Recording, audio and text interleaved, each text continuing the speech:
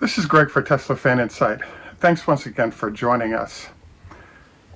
I've decided that at least once a week until the war is over, we'll start doing shows as a way to enhance your and my knowledge of the shows based on the research we do and allow that information to soak in, because I can't believe some of the bad reporting / information that's being passed out on the war between Russia and Ukraine. Please note, we want to thank our Patreon supporters. We also want to thank those of you who choose to join us to like and subscribe. And we also look forward to your comments as a way to enhance what we're doing in this area. So the reason why I chose to move into the area of commenting on the Ukrainian war is that if in fact Russia uses nuclear weapons and decides to start locally and go globally, I think that ends up being a problem for all of us. And I guess there is an Elon Musk angle, because Elon has provided SpaceX satellites and equipment to help facilitate better execution by the Ukrainians. So what I wanted to focus on today is the show title we have is "This War is Over in 2 weeks." Now the question is, why is that? Now, will there continue to be hostilities and maybe some missiles fired and all that? I think that's true. But this, I believe, is something that I call a cheat code war. So if you have kids, etc., that play video games, what you'll notice is that people will start playing the game and trying to learn the different levels and get good at it. Another way to do it is to use a cheat code where you can look up online what the codes are to accelerate you to the end of the game, so you know where it is that you can cheat on the game and win. And so I really think that as more smart people like yourself get involved in understanding what's happening and being part of the solution, I believe we might come up with some cheat codes that allow us to end this thing in a good way that benefits a situation for everyone. So over the last 3 weeks or so, I've been interviewing a number of former military officers. I actually went and had training in the military as well. We're going to address this, one with a talk by me, as well as you'll be getting some audio and video from some of the advisors that we have in this area. I wanted to first introduce something that I was really impressed by. Speaking of cheat codes, there is an ex-Army general who 2 weeks ago said that this war will be largely over in 10 days in terms of the thrust of the battle. 10 days later, the announcement on the Kyiv switch in process was announced. And I was like, wow, that's amazing. How did he come up with that? And that's when I went and sort of read more broadly, spoke with several people about this. So one of my buddies is an ex-officer in the Marines, and one of the things he pointed out was one of the problems with the current war is the way the US and Russia have been preparing for a very long period of time is to fight like forces. So tanks, planes, ships, everything is fairly synchronized between the two large powers. The problem, though, is when you have the Ukrainians fighting in the way that they are, it creates a style of warfare that doesn't fit well with what a lot of people are trained to do. The second problem, which was highlighted by the general I just mentioned to you, is he indicated that one of the reasons why he thought it would end quickly in the 10-day range in the first round of this battle is how logistics were working. First, as these rapid blitzkrieg entities ended up moving quickly towards Kyiv, they also weren't able to manage their supply lines. So particularly, I wouldn't be surprised if the gas mileage on a tank is 1 or 2 miles a gallon, particularly with heavy armor. And so if you don't have close logistical support in terms of fuel, you end up with tanks that are stuck in mud and that also run out of fuel and aren't going anywhere real fast unless you get that into them. So this is kind of one of the big issues that popped up in Kyiv, but or Kiev. What I wanted to emphasize here is I've been learning about body counts. So I've spent the last couple of weeks at least working to understand what the ratios are between the number of people killed and the number of people wounded in battle. So in theory, we had 150,000 Russians start in the campaign. It's supposedly someplace between 150 and 200,000. So it's one thing to have fighters, and it's another thing to have logistics and support people that are in the mix. Now, one of the problems that's popped up is approximately 20,000 soldiers from Russia are dead. Now, the way these ratios work is it's something like 3-to-1 or 4-to-1, the number of wounded soldiers against the number of people that actually were killed. So if that number were 4-to-1 and we have 20,000, that's 80,000 soldiers incapacitated by either being dead or being wounded, so therefore they can't fight and they have to return from whence they came.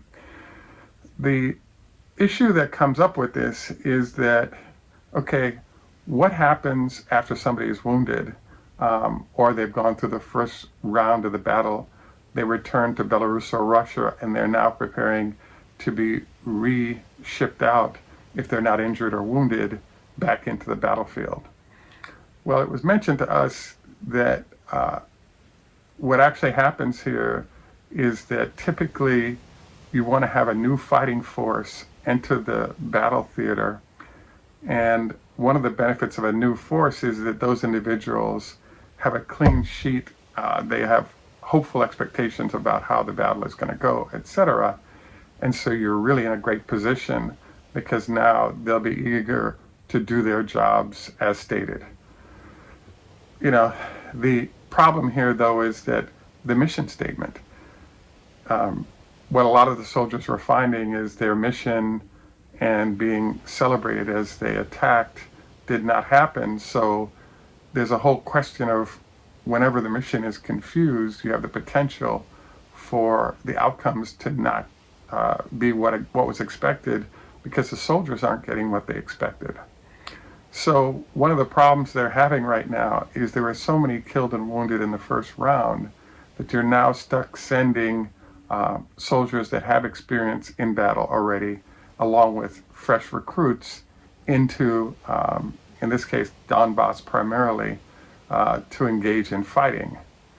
Now, one of the problems of mixing, let's say, old and new soldiers is that if it was a disaster in round one and the new soldiers are entering and their mindset is affecting, you know, what they're going to see, what they're going to do in battle because they're talking to the other soldiers, you now have a problem where, you know, they may not want to fight. They don't understand why they have to die. One example I was impressed by was something I saw in which a soldier was talking to his wife and the conversation was intercepted. What he articulated is he has three choices. Number one is to die. Number two is to be wounded. Or number three is to go to jail for not dying or fighting. And so his choice was to actually go to jail because it was a better deal than what he anticipated would happen in the field. So I kind of bring this up because this is the nucleus of why it's my belief that this thing is about 2 weeks away. The Russians are losing, from a rough guess, around 4,000 soldiers a week. So if they lose, let's say for another 2 weeks, an extra, let's say 5,000 a week, that's now 15,000 dead additionally.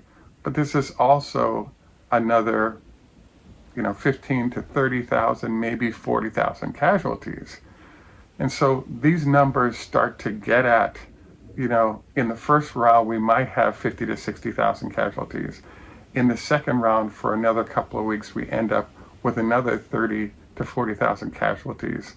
And so now there ends up being a problem where it's like, well, if a large enough piece of your force is injured, etc., and they cannot fight, then therefore you really can't move forward with the war in a conventional, how things should be done because you just don't have soldiers in the field.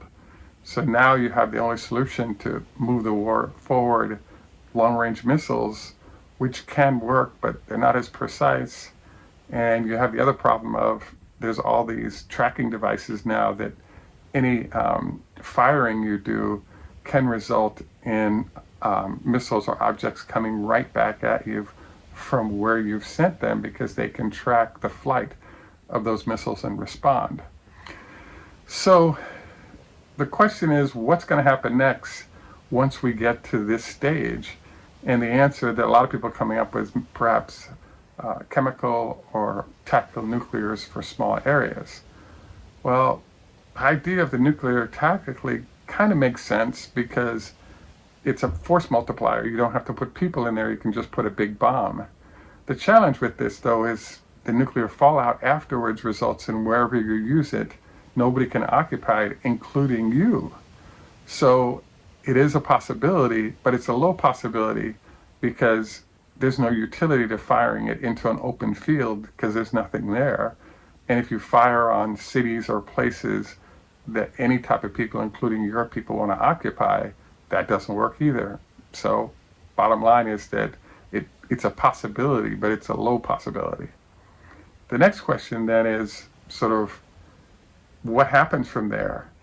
And the suggestion that I'm hearing is perhaps a Napoleon solution where you could have a leader end up in exile, but not killed or a lifestyle not that bad. And now it gives them an option of an out versus being trapped in a situation they have no options in.